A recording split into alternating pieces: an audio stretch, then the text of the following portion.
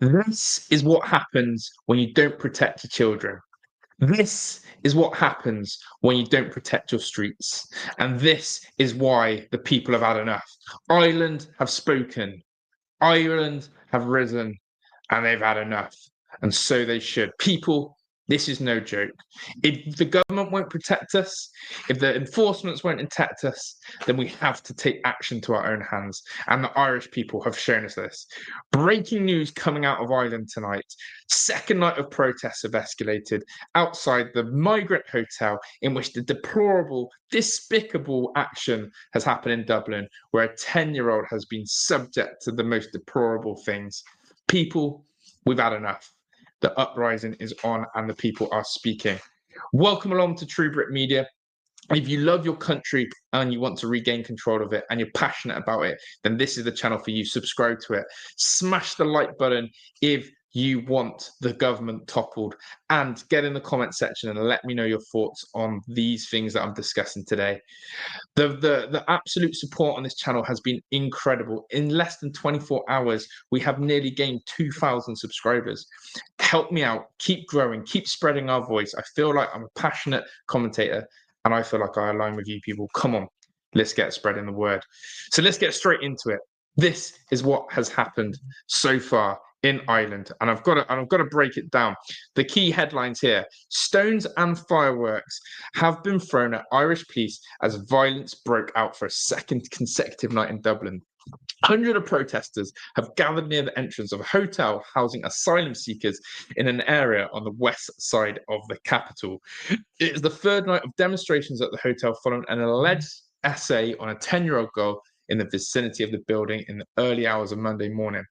A 26-year-old man who cannot be named due to rules that apply to all essay cases in the Republic of Ireland appeared in court on Tuesday, charged over the alleged incident. That is the background context of why the people are on the streets. They've had enough. They've had enough. And sometimes in history, sometimes you have to take action into your own hands. We've seen it in England with the Epping stuff, and now in Ireland. And fair play to those who are on the streets, who are, letting their voices be heard. I'm sure they are doing it in the right manner, the right way. And sometimes actions can speak louder than words. We're not having it anymore. We're not having it. Here's some more stuff to follow up about the incident as well. And of course, the police are in full force, as you would expect. But it says here, multiple arrests were made amid the serious disorder on Tuesday night, and the Irish Police Service robust response and violence continued. Tonight, between 7 and 8 p.m., hundreds of protesters again faced off with around 40 uniformed Gardaí. The uniformed officers were replaced with a public order unit whose members carried plastic shields and additional body protection after officers in the original cordon were struck with debris, stones, and fireworks. Some of those continued to throw masonry's flares, glass bottles, and wooden planks at members. And you can see some of the images that I'm displaying on the screen and in the thumbnail. Of course, those fireworks, electric scenes, loud scenes. This is no quiet protest. And again, they're peaceful protesters as these officers guard the entrance to the hotel. And this is the thing. You know what? This is the real thing. And again, more images here. I've just said this to my wife. I just said this to her. If you're a police officer, I do question, how can you stand there and guard and protect such things? Whether you believe it or not, whether it's a duty of care, there's got to be a point where, as you're a member of that guard, you turn around to yourself and go, what am I protecting here? And I get it. People need jobs. People need a living. They have a duty of care. They feel like they're serving the crown. They feel like they're serving the government. That government's failing you, and it's failing our people. In Ireland, have seen what's happened. Someone has been arrested for a 10-year-old. Someone has been taken to court and charged. And we know why. The standards, the brutality, the morals. What are we doing here? What are we allowing in our country to live a life of luxury, to live a life of just doing what they want, lawless? And we are going to become lawless Britain soon for a certain group. While others are arrested for protesting, arrested for writing words on a screen, arrested for speech. And this is what I try to say on my channel. I'm here to tell the truth, explore the truth, and live the truth. We want to call out and expose the truth, which the mainstream won't. And that's what we've got to do. And as I said, there's a lot of, protesting going on. I don't think this is going to die down. I think that's what they're worried about. But have a look at this video up here. I don't think these protests are actually going to die down. And that is why I'm worried about what happens. How do you de-escalate such a thing? How do you stop these things going? Could you just give us a bit of detail, really, about the nature of this protest, but also the nature of this case? What's going on? Well, basically, this 10-year-old girl went missing a couple of days ago, and then it was alleged that she had had a serious sexual assault against her. The man that was arrested for that was 26 years of age. He was arrested and charged today in court. He is appealing for bail. But the interesting thing about that is, of course, is that he had to have an interpreter alongside him. Now, we do know that this man was not, he failed for asylum in Ireland 6 years ago, and we believe that he was staying in the City West Hotel behind us, which it's one of Ireland's biggest hotels. It was bought by the government a few years back and turned into an iPass centre. There's about 2,000 people staying there, mostly young undocumented males, and that was, if you remember, about 18 months ago I reported on the tents, etc., that was on the streets in Dublin, and the real problems that were going around immigration.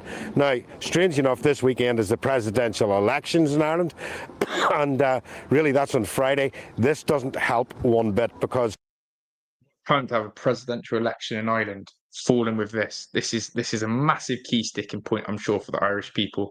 But just to reiterate, 2,000 undocumented individuals living in a hotel.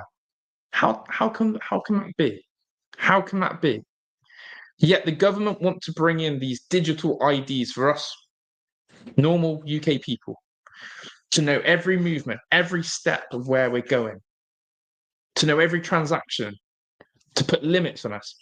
Yet we just have 2,000 unidentified males in a hotel. One rule for them, one rule for us. Crazy.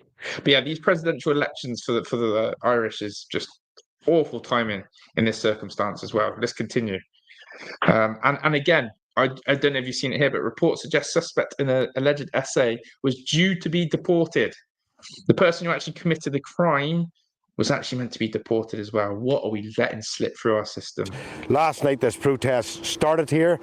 Tonight, thousands of people turned up, and the Garda Síochána, the police force of the Republic of Ireland, came out in force. They had water cannon, they had pepper spray, riot shields, dog units and horseback units. But being Ireland, of course, Patrick, the rioters retaliated with their own horse unit, letting about 15 horses down the road right through the middle of the Garda lines. Now, from that point...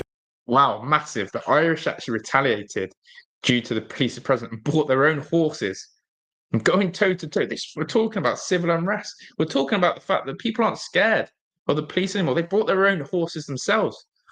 This is where disruption, and you have to go back to, we've got our law enforcement fighting everyday people over what? What are they protecting? What are they really protecting?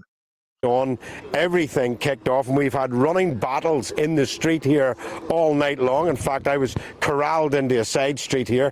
But really, when a riot goes over and everything starts to go calm, you look, the whole roads are full of bottles and bricks. There's major damage done to street lights, telephone boxes.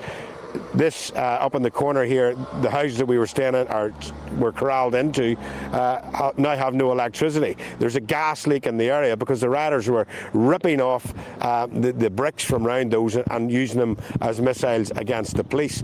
It must be said that the police did not handle this extremely well. In fact, we were attacked at the time. That is obviously the one thing about these riots, is that where the heat of the moment, where the demonstrations and where the anger is led, they don't realise the carnage they leave behind them, destroying public buildings, roads, the litter, the disruption. And that is where the media will shine the bad light on the protesters instead of a peaceful protest.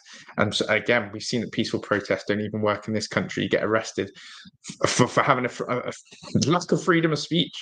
So yeah, that's the one negative side of it. When you're in a riot and if things start to get riot or get a bit boisterous on one side of the riot, you move towards the police line, you move into the right or left hand side of the police line, stay close to the hedge, and the police will go past you. You've identified yourself as media, you shouldn't have a problem.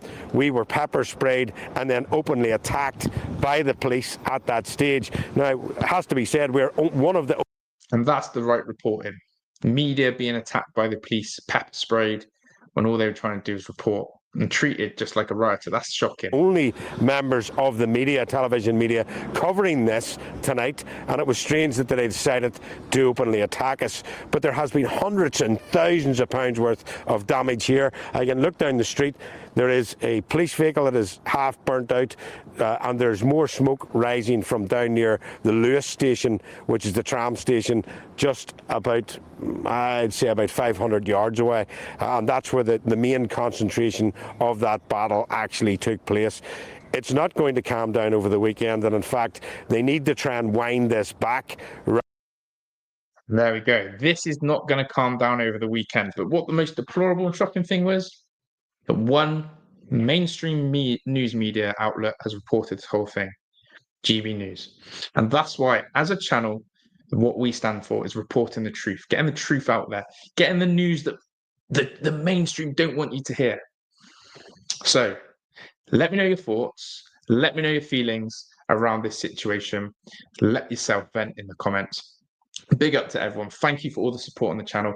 If you're a returning subscriber and you've got this far in the video, and you've watched all the way through and you've watched the previous video, let me know in the comments and I'll give you a massive shout out as well. And thank you to everyone. We're on the road to 5,000 subscribers. Let's go get it, people. And let the people's voice be heard. We're out of here. Ta-da.